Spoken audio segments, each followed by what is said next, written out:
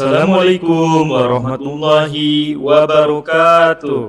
Sahabat belajar, berjumpa kembali di channel Guru Milenial Melek IT. Pada hari ini, kita akan sama-sama belajar mengenai pengertian ruang dan interaksi antar ruang. Apa itu ruang? Apa ya? Ruang tidak hanya sebatas udara yang bersentuhan dengan permukaan bumi, tetapi juga lapisan atmosfer terbawah yang memengaruhi permukaan bumi. Ruang juga mencakup perairan yang ada di permukaan bumi, laut, sungai, dan danau. Dan di bawah permukaan bumi, air tanah sampai kedalaman tertentu. Ruang juga mencakup lapisan tanah dan batuan sampai pada lapisan tertentu yang menjadi sumber daya bagi kehidupan. Berbagai organisme atau makhluk hidup juga merupakan bagian dari ruang. Dengan demikian, batas ruang dapat diartikan sebagai tempat dan unsur-unsur lainnya yang memengaruhi kehidupan di permukaan bumi. Ruang, sahabat belajar, adalah tempat di permukaan bumi, baik secara keseluruhan maupun hanya sebagian yang digunakan oleh makhluk hidup untuk tinggal. Ada perbedaan karakteristik ruang, sehingga menyebabkan adanya interaksi antar satu ruang dengan lainnya. Karena setiap ruang membutuhkan ruang lainnya untuk memenuhi kebutuhan hidup. Lantas, apa itu interaksi? Interaksi merupakan suatu proses yang sifatnya timbal balik dan mempunyai pengaruh terhadap tingkah laku, baik melalui kontak langsung ataupun tidak langsung. Nah, sahabat belajar, ada beberapa kondisi saling bergantung yang diperlukan untuk terjadinya interaksi keruangan. Yang pertama, saling melengkapi, complementarity. Yang kedua, kesempatan antara, intervening opportunity. Yang ketiga, keadaan dapat diserahkan atau dipindahkan, transferability. Nah, ketiga kondisi tersebut, yang pertama, sahabat belajar, adalah saling melengkapi, complementarity atau regional complementarity. Nah, kondisi saling melengkapi terjadi jika ada wilayah-wilayah yang berbeda komoditas yang dihasilkannya.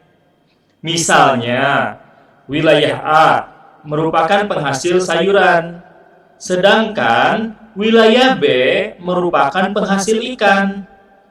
Wilayah A membutuhkan ikan, sedangkan wilayah B membutuhkan sayuran. Jika masing-masing memiliki kelebihan surplus, maka wilayah A melakukan interaksi dengan wilayah B melalui aktivitas perdagangan atau jual beli. Yang kedua, kesempatan antara, intervening opportunity.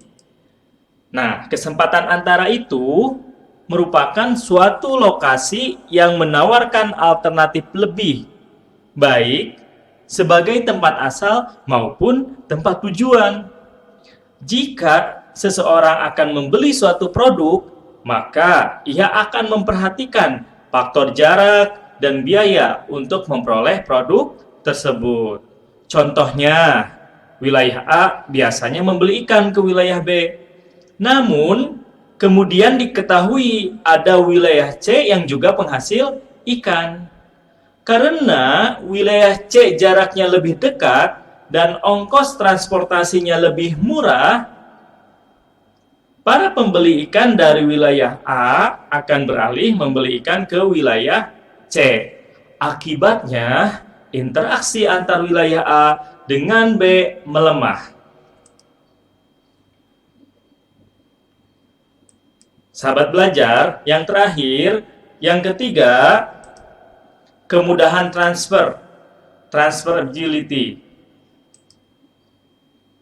Kemudahan transfer merupakan pengangkutan barang atau juga orang memerlukan biaya. Nah, biaya untuk terjadinya interaksi tersebut harus lebih rendah dibandingkan dengan keuntungan yang diperoleh. Jika biaya tersebut terlalu tinggi dibandingkan dengan keuntungannya, maka interaksi antar ruang tidak akan terjadi. Kemudahan transfer dan biaya yang diperlukan juga sangat tergantung pada ketersediaan infrastruktur, sarana dan prasarana yang menghubungkan daerah asal dan daerah tujuan. Jalan yang rusak dan sulit untuk dicapai akan mengurangi kemungkinan terjadinya interaksi, karena biaya untuk mencapainya juga akan lebih mahal.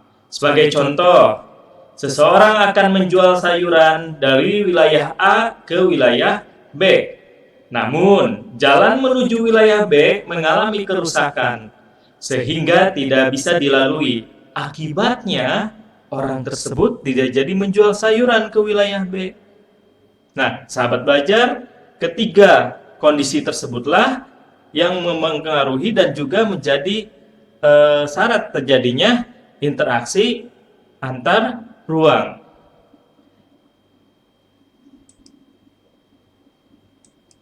Demikian sahabat belajar untuk materi singkat tentang ruang dan interaksi antar ruang. Terima kasih, tetap semangat belajar, jangan lupa membaca. Wassalamualaikum warahmatullahi wabarakatuh.